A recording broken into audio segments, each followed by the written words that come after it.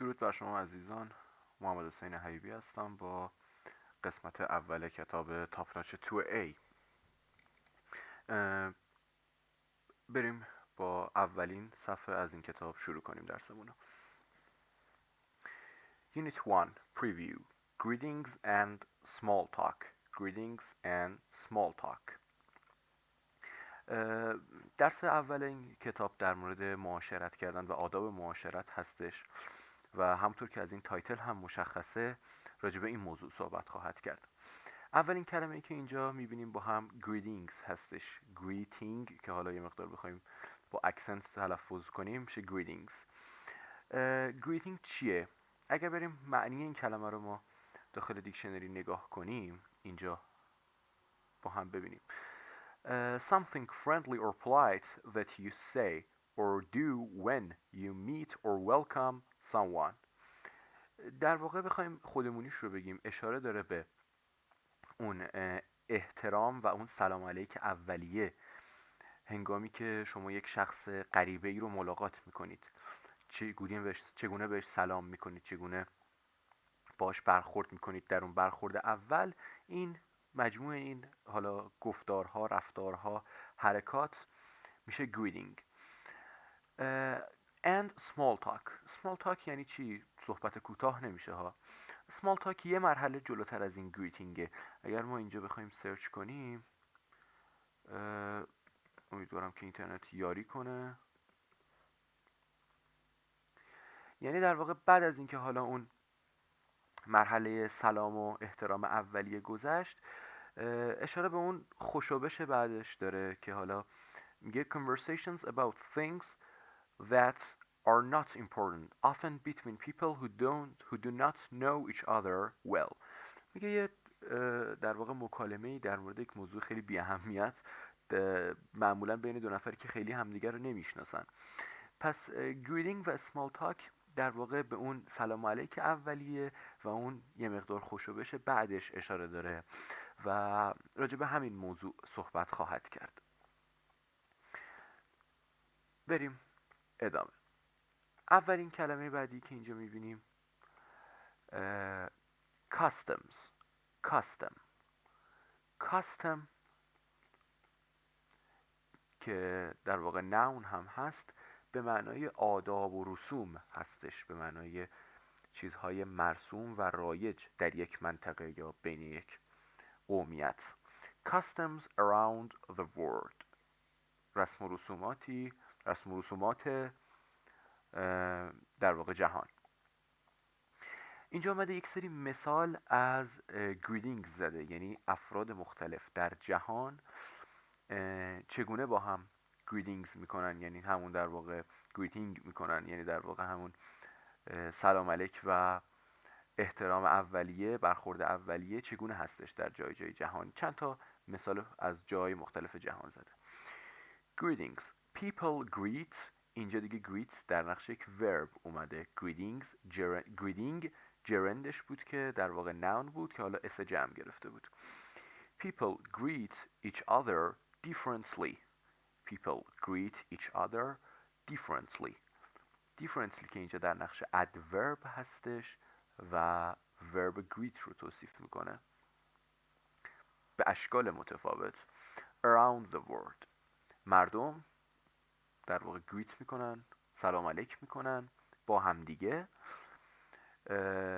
به شکل‌های مختلف، به شکل متفاوت، به اشکال متفاوت در سراسر جهان. نکته که هست باید دقت کنیم different adjective هستش، differently adverbش هستش. همونطور که میدونیم adjective در واقع noun رو توصیف میکنه، اما اینجا ما میخواستیم greet که یک verb هست رو توصیف کنیم، پس نیاز به adverb داشتیم. پس حالا یه ly آخرش اضافه میکنیم و تبدیلش میکنیم به adverb و استفاده میکنیم در جمله ما. People greet each other differently around the world. مثال های حالا گفته به شکل های مختلفی با هم سلام علیک میکنن. چند تا مثال از چند نقطه جهان زده.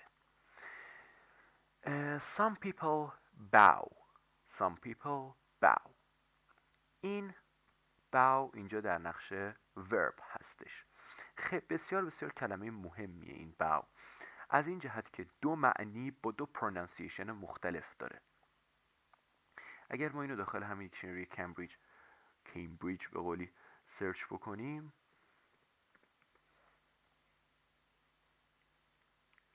و پرونانسیشنش رو ببینیم،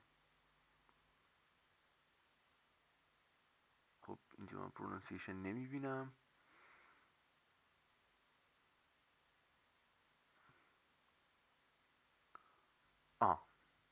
البته اینجا یکی از معانیش رو آورده، حالا معنای دیگری هم داره اگر در ادامه نیاورده باشه. چرا در ادامه هم آورده.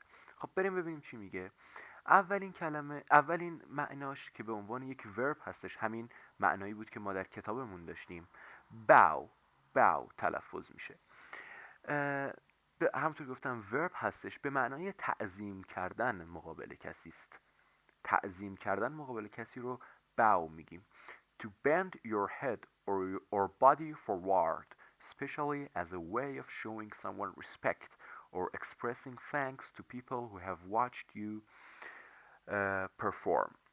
میگه خم کردن سر یا بدن به سمت جلو برای نشان دادن احترام، مخصوصا برای افرادی که مثلا مدتی شما رو تماشا کردن. در واقع همون تعظیم کردن خودمون رو داره توصیف میکنه. پس اینجا باو تلفظ ماست، پارت اف اسپیچ ما ورب هستش، معنای ما تعظیم کردن. پایین تر که بریم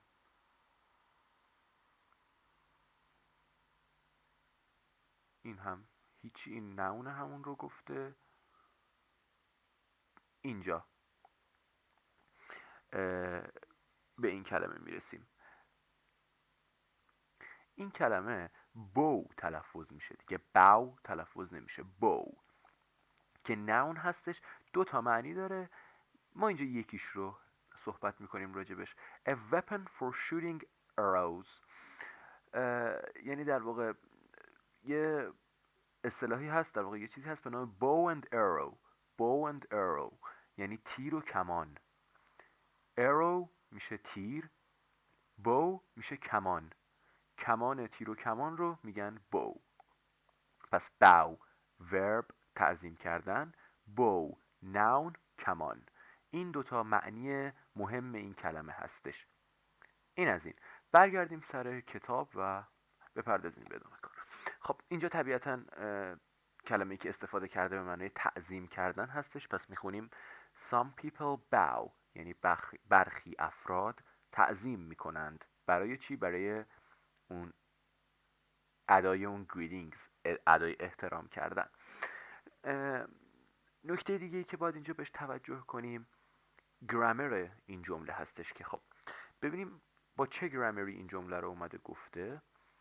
some people طبیعتا subject ماست، فاعل ماست. bow که خب همونطور که گفتیم verb ماست.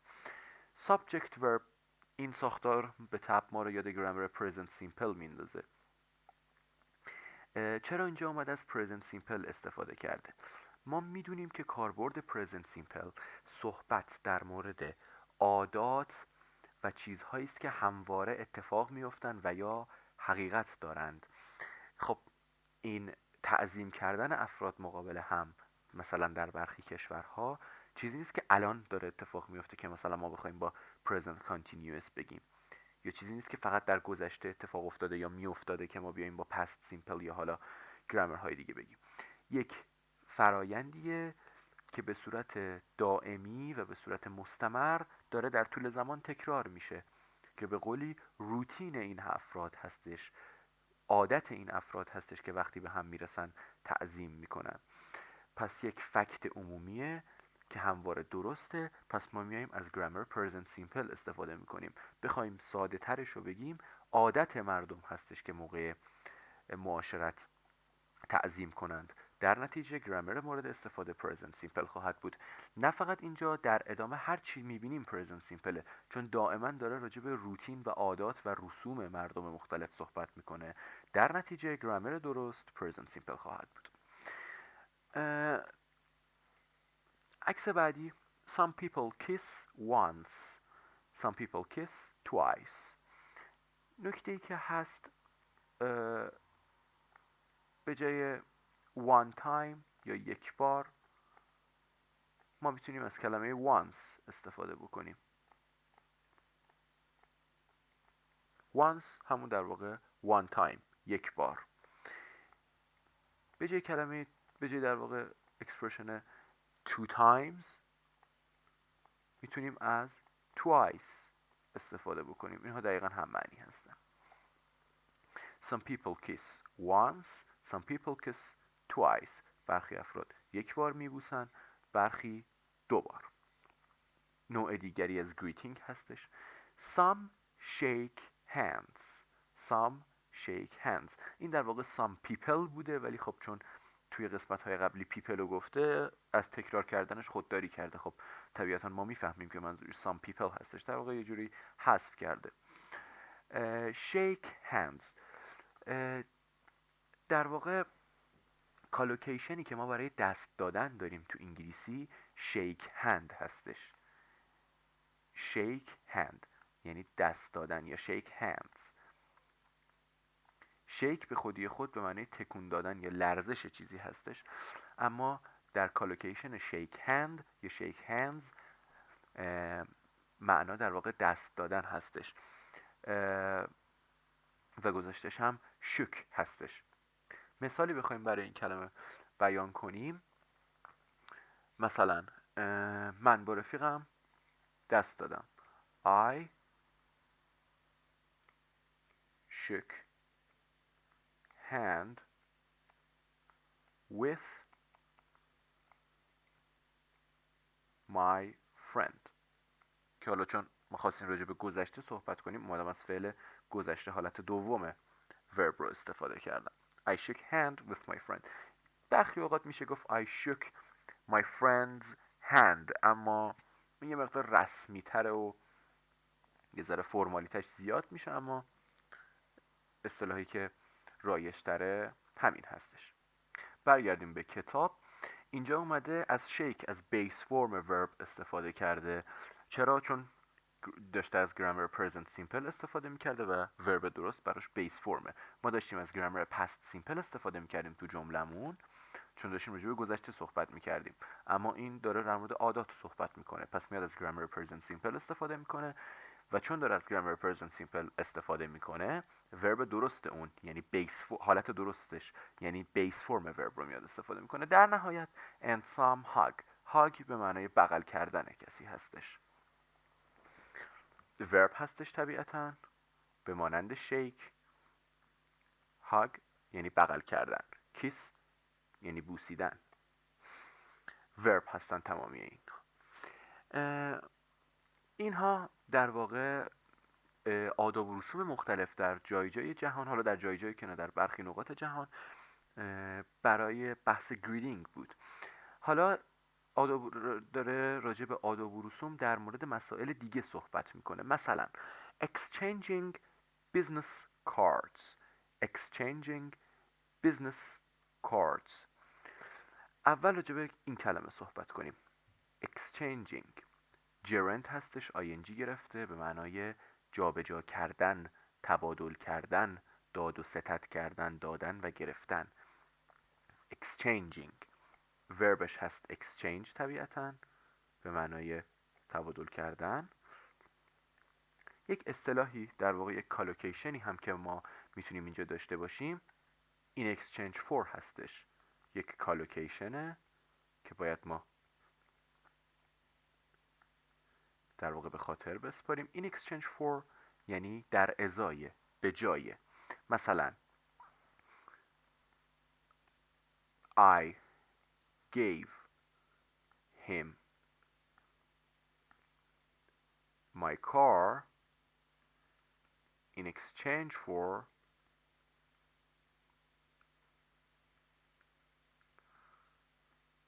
his motorcycle for example. یعنی ماشینمو بهش دادم در ازای موتورش، یعنی در واقع موتورش رو گرفتم ماشین خودم دادم. این exchange for یعنی در ازای. exchange طبیعتا اینجا دیگه اون نقش verb رو نداره. پس این هم در واقع کالوکیشنی بود که بد نبود در مورد exchange بدونیم. exchanging همونطور که گفتم در واقع gerund هستش، یعنی داد و ستد کردن. business این کلمه رو بیزینس نمیخونیم. بیزینس معناش فرق داره. بیزینس یعنی در واقع مشغله. بیزنس یعنی در واقع اون کسب و کار. بیزنس کارتس، کارت بیزینس یعنی در واقع همون کارت ویزیت به قول خودمون. حالا میخواد در مورد آداب داد و ستد کارت ویزیت با ما صحبت کنه. یعنی در واقع مثال های مثل بالا که مثال هایی از انواع گریدینگز در جاهای مختلف دنیا آورد، اینجا میخواد مثال هایی از آداب جابجا کردن و داد و ستد بیزنس کارت یا کارت ویزیت برای ما بگه. People have different customs for exchanging business cards around the world. People have different customs for exchanging business cards around the world. یعنی مردم رسوم مختلفی برای جابجا کردن در واقع داد و ستد این کارت ویزیت دارن. حالا دو نمونه ازش رو اینجا آورده که بریم ببینیم. Some customs are very formal. Formal همونطور که احتمالاً حین تدریس قبلا از این کلمه استفاده کردیم، یعنی خیلی رسمی و مؤدبانه. در مقابلش ما داریم informal، یعنی یه ذره غیر رسمی و نمیشه گفت بی‌ادبانه، خودمونی یا informal. Some customs are very formal. برخی رسوم بسیار فرمال هستند، بسیار مؤدبانه و رسمی هستند. People always use two hands and look at the card carefully.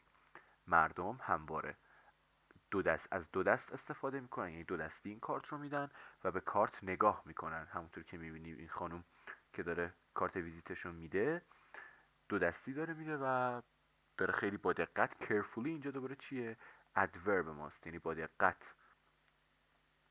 چرا؟ چون داره یک وربی رو توصیف میکنه. ورب چه وربی؟ ورب look رو با دقت نگاه میکند، یعنی look وربه. برای توصیفش باید از adverb استفاده کنیم که carefully هستش.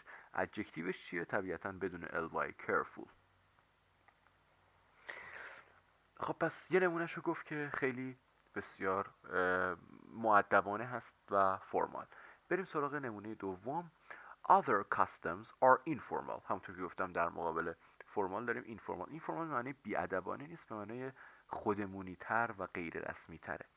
People accept a card with one hand and quickly put it in a pocket. مردم در واقع کارت رو با یک دست میپذیرند، یعنی میگیرند. و quickly دوباره adverb داریم که اینجا داره put رو توصیف میکنه، خیلی سریع اونو داخل جیبشون میذارن. در واقع موضوع بعدی که مثال هایی ازش ذکر شده همون small talk هستش که اول جلسه در موردش صحبت کردیم. small talk در واقع اون مرحله بعد گریدینگ هستش که یه خوشوبشی صورت میگیره، یه مکالمه‌ای در مورد چیز نچندان با اهمیت بین دو نفری که خب طبیعتا خیلی شناخته بالایی از هم دیگه ندارن. What about small talk? The topic اینجا اومده در واقع small talk رو define کرده، توضیح و تعریف small talk هم گفته. The topics people talk about when they don't know each other well. همون توضیحی که تقریبا توی دیکشنری هم خوندیم. یعنی تاپیک یعنی موضوعاتی که مردم صحبت میکنن در موردش when they don't know each other well. well adverb یعنی به خوبی، زمانی که همدیگر رو به خوبی نمیشناسن.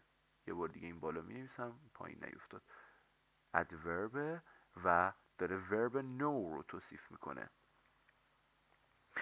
مثال های از این ببینیم. In some places it's not polite. polite یعنی مؤدبانه، یک مقدار با فرمال متفاوته، به شکلی که برعکس این میشه impolite. impolite دیگه مثل informal نیست که بگیم خودمونیه. impolite یعنی بی‌ادبانه، یعنی توهین‌آمیز. It's not polite to ask about someone's age or salary. میگه مؤدبانه نیست، یعنی در واقع بی‌ادبانه است که بپرسی در مورد سن و یا حقوق کسی. In others it's considered rude. rude هم معنای impolite هستش، یعنی بیادبانه، گستاخانه. It is considered rude to ask about someone's family. میگه در برخی جاها که مناسب نیست، مؤدبانه نیست، در واقع دور از ادبه که در مورد سن یا حقوق افراد بپرسید. در برخی جای دیگه consider یعنی در نظر گرفتن verb هستش. اینجا اومده گفته it is considered، از پسیو استفاده کرده، از پسیو present simple، یعنی در نظر گرفته می شود. چرا؟ consider یعنی در نظر گرفتن. ما اینجا میخوایم بگیم در نظر گرفته می شود، یعنی باید پسیو از ساختار مجهول استفاده کنیم. پس از پسیوش میکنیم، میگیم it is considered rude، یعنی بیادبانه در نظر گرفته می شود. چی حالا؟ to ask about someone's family، اینکه در مورد خانواده یک نفر بپرسیم ما. این هم از این. بریم سراغ conversation صفحه بعد. photo story هستش. read and listen to two people meeting in a hotel lobby.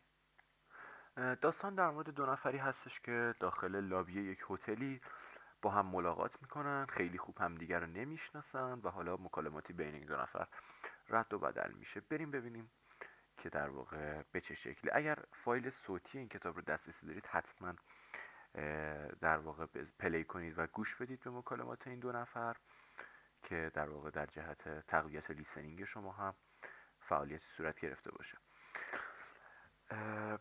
شخص اول لین و شخص دوم تاکا. You look familiar. You look familiar. اولین جمله در واقع بسیار جمله حائز اهمیتی هستش، همونطور که می‌بینید خودش هم آندرلاین کرده این رو. You look familiar. اینجا اول از همه look در واقع ورب ما هست، اما اون معنای دیدن نمیده، معنای به نظر رسیدن میده. وقتی میگیم you look familiar، you look familiar. familiar یعنی آشنا. familiar familiar نمیگیم، familiar. familiar یعنی آشنا و در واقع شوا هستش اینجا، نیست، پس familiar نمیگیم، familiar. you look یعنی تو به نظر میای آشنا، یعنی آشنا به نظرم میای. پس look به معنای اینجا به معنای دیدن نیست، به معنای به نظر رسیدنه. مثلا میخوایم بگیم اون خانوم خسته به نظر میاد، میگیم she looks tired. اس اضافه میکنیم چون داریم با present simple کار میکنیم، برای he she it اس اضافه میکنیم. she looks tired. یا میخوایم بگیم اون آقا خوشحال به نظر میاد، حالا اینو باید کپیتال بذاریم، he looks happy. پس یعنی به نظر رسیدن. یه هم معنی داریم برای look، کلمه seem هستش. یک مقدار فرمال، هم معنی look به معنی به نظر رسیدن، اما یک مقدار فرمال تره، معمولا تو مواقع جدی تر استفاده میشه. مثلا میگیم اون مشکوک به نظر میرسه، میگیم it seems suspicious. suspicious. این هم نمیگیم suspicious، میگیم شوا. suspicious. it seems suspicious یعنی مشکوک به نظر میاد. it looks suspicious هم بگیم غلط نیست، اما نکته دیگه ای که تفاوت بین این دو هستش، look از این جهت در واقع به نظر رسیدن میشه که بیشتر ظاهر یک چیزی در واقع باعث بشه ما نتیجه گیری کنیم. بیشتر اینجوری نیست که 100% بگیم، اما ظاهر یک چیزی، مثلا ما وقتی به ظاهر یک چیزی نگاه میکنیم یه حدسی میزنیم، مثلا اینکه به ظاهر یک نفر نگاه میکنیم و حدس میزنیم که خسته است. اینجا بیشتر میتونیم از look استفاده کنیم موقعی که قضیه ظاهری نیست، مثل همین مثالمون که مثلا مشکوک به نظر میرسه، میتونیم از سیم استفاده کنیم، ولی به جای هم استفاده میشن این دوتا. خب برگردیم. You look familiar یعنی در واقع تو آشنا به نظر میرسی. Haven't we met somewhere before. Haven't we met somewhere before. ببینید عزیزان، اینجا گرامری که استفاده کرده چی هستش؟ گرامر پرزنت پرفکته. ما قبلا توضیح دادیم که گرامر پرزنت پرفکت رو برای بیان تجربیاتمون استفاده میکنیم. یه توضیح خیلی سریع، یه مرور خیلی سریع بخوایم داشته باشیم روی use present perfect این تایملاین، این زمان پرزنت، میگفتیم که اگر فعالیتی در گذشته صورت گرفته یا شروع شده و تا زمان حال ادامه پیدا کرده، مثل اینکه مثلا من 5 سال در این شرکت کار میکنم، یعنی 5 سال پیش شروع کردم به کار کردن در این شرکت، تا الان دارم کار میکنم. میگیم I have worked in this company for 5 years. این کاربرد اول پرزنت پرفکته. کاربرد دوم پرزنت پرفکت تایملاین بعدی، گفتیم که یک کاری در گذشته آغاز شده، مدتی ادامه پیدا کرده، در گذشته هم به پایان رسیده، اما تأثیر و در واقع اثر این اتفاق به شکلی هنوز با ماست، مثل اینکه به شکل تجربه با ماست. اینجا هم داستان همینه. این آقا داره به تجربه ملاقات کردن اون شخص روبرویش اشاره میکنه. پس این تأثیر یک جایی این فرد رو ملاقات کرده در گذشته، تمام شده، اما تأثیر این اتفاق تا به امروز با اون هستش. به چه شکل؟ به شکل تجربه، به شکل شناخت اون شخص. پس درست اینه که ما بیایم اینجا از present perfect استفاده کنیم که این آقا هم همین کارو کرده، فرم سوالی present perfect رو استفاده کرده، گفته haven't we met somewhere before، تا الان ما جای همدیگر رو ندیدیم. I don't think so. so اینجا به معنای بنابراین نیست، همونطور که میدونیم. معنای چیه؟ مثل اینکه مثلا یک شخصی یک قضیه‌ای رو برای شما تعریف میکنه، میگه که مثلا اینجا بیایم، مثلا به شما میگه که انگلیسی زبان سختیه. English is difficult to learn. میگه انگلیسی زبان سختی برای یادگیریه. شما میخواید بگید که نه، من فکر نمی کنم که اینجوری باشه. نمیایید طبیعتا تکرار کنید بگید I don't think English is difficult to learn، یعنی جمله که اون شخص مقابلتون همین الان گفته رو دوباره تکرار نمی کنید. برای اینکه تکرار نکنیم، تو فارسی ما چجوری میگیم؟ میگیم من اینگونه فکر نمی کنم. تو انگلیسی این اینگونه میشه so. پس میگیم I don't think so. این سوه پس معنی بنابراین نیست. به جای اینکه بیاد دوباره بگه I don't think English is difficult to learn، گفته I don't think so. so یعنی چی؟ یعنی همین جمله. I don't think so یعنی من این گونه که تو گفتی فکر نمی کنم. اینجا چیه؟ این گفته ما قبلا جای همدیگر رو ندیدیم. این به جای اینکه بیاد بگه I don't think we have met somewhere before، گفته I don't think so. جمله طرف رو تکرار نکرده، گفته من این گونه فکر نمی کنم. I'm not from around here. من اهل اطراف اینجا نیستم، یعنی اهل این دور و برا نیستم به قولی. I know. Aren't you from Japan? Aren't you from Japan? اهل ژاپن نیستی؟ راجع به تلفظ کشور ژاپن رو تلفظ میکنیم جیپن. یک چیزی اهل ژاپن هستش، یعنی ژاپنی به قولی. اونو دیگه نمیگیم جیپنیز، میگیم جپنیز. پس جیپن جپنیز. I'm sure we met at the IT conference last week. مطمئنم که اینجا دیگه اومد از در واقع پست سیمپل استفاده کرد. چرا؟ چون دیگه راجع به تجربه نمیخواست صحبت کنه، به خود اتفاق اشاره کرد، گفت هفته پیش و تایم اصلا باهاش استفاده کرد. با تایم میدونیم که تایم با پرزنت پرفکت ابدا استفاده نمیشه. میدونم که هفته پیش، مطمئن هستم که هفته پیش ما توی کنفرانس آیتی همدیگر رو ملاقات کردیم. Of course You're from Mexico, right? البته تو اهل مکزیک هستی، درسته؟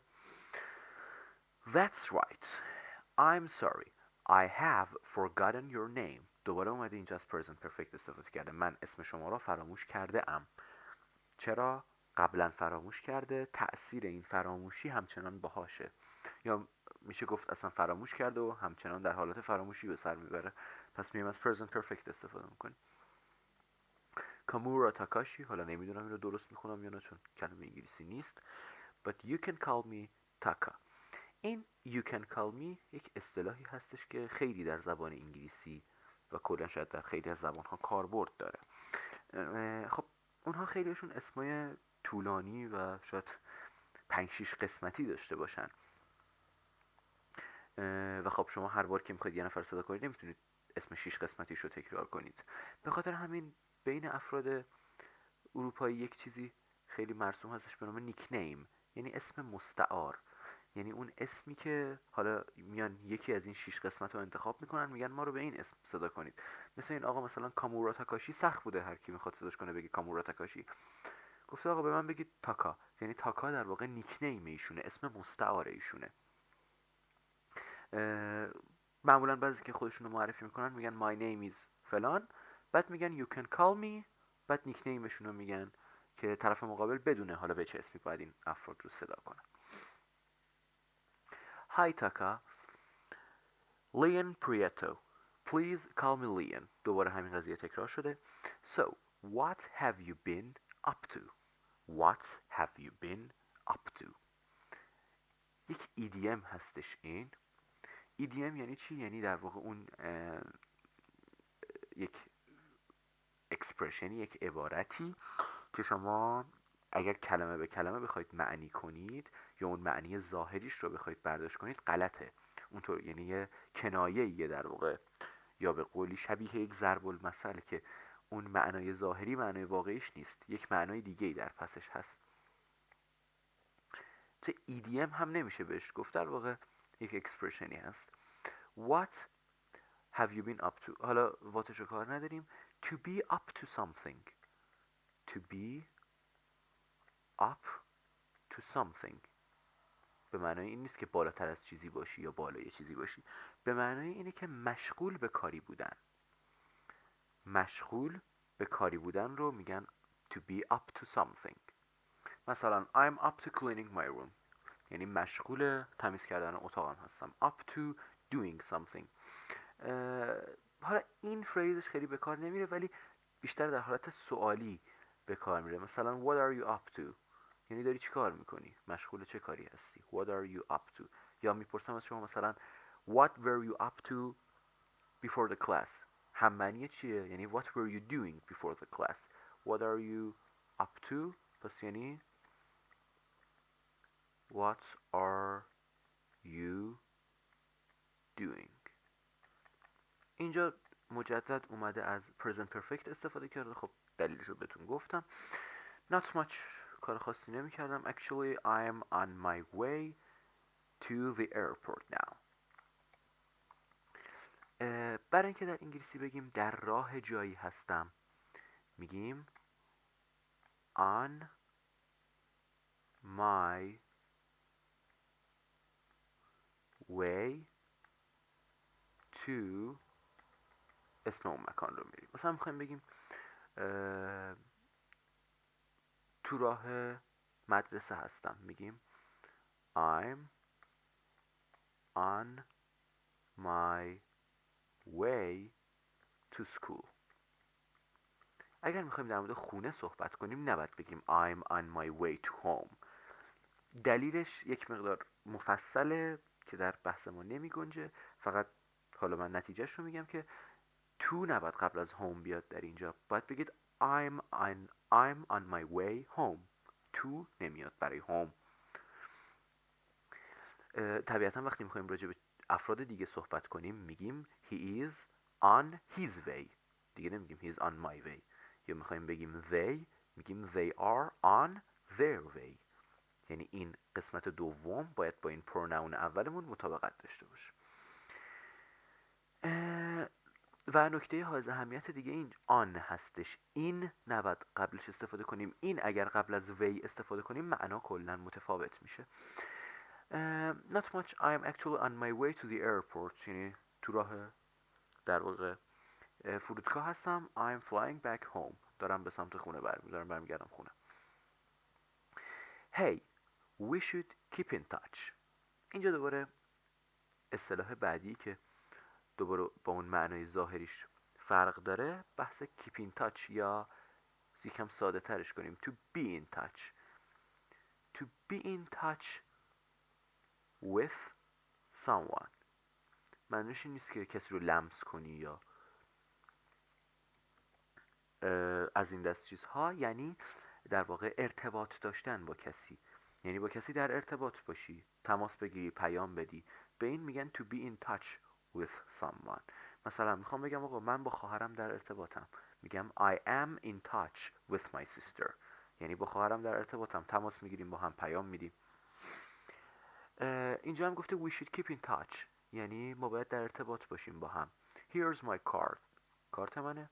The conference is in Acapulco. نمیدونم اسم این شهر رو درست میخونم یا اهمیت هم نداره.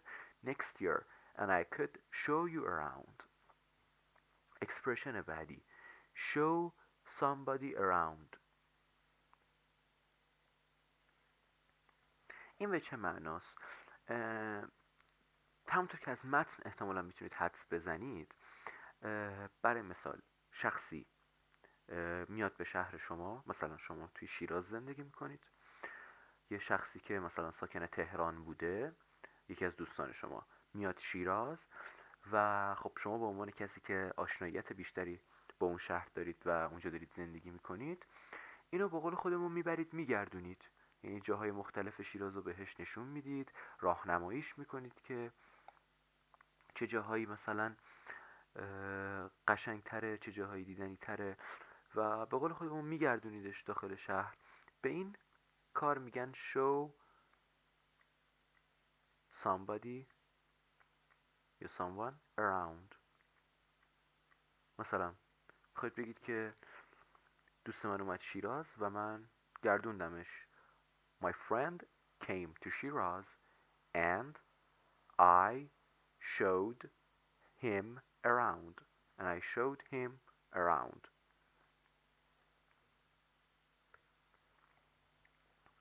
برگردیم به سراغ متن. That would be great. I hear Acapulco's beautiful. یعنی شنیدم که شهر زیبایی این شهر. It was nice to see you again, Taka. You too. این در واقع مکالمه 4 تا فریز خیلی مهم داشت، 4 تا عبارت خیلی مهم داشت که ما با هم معانیش رو کار کردیم. خودش هایلایت کرده، من یک بار دیگه هایلایت میکنم، در واقع با این بهتره هایلایت کنیم. یکی you look familiar بود، یکی to be up to doing something بود که باز هم معناش در مورد معناش با هم صحبت کردیم. یکی keep in touch بود و show somebody around. این 4 تا فریز بسیار مهم هستند. در تمرین بعدی که حالا تمرینات مربوط به این conversation هست، در مورد این فریز ها سوال پرسیده و حتما مطمئن بشید که این فریز ها رو معانیشون رو خوب فرا گرفتید که حالا ایشالله تمرین ها رو در قسمت بعدی حل خواهیم کرد با هم، ولی خودتون بتونید حل کنید. این هم تمرین ها هستش که حالا میتونید خودتون حل کنید تا جلسه آینده که ما با همین تمرین ها رو حل میکنیم و جواب درست رو میگیم. بسیار متشکرم که توجه کردید به این جلسه. تا جلسه بعدی، خدا نگهدار.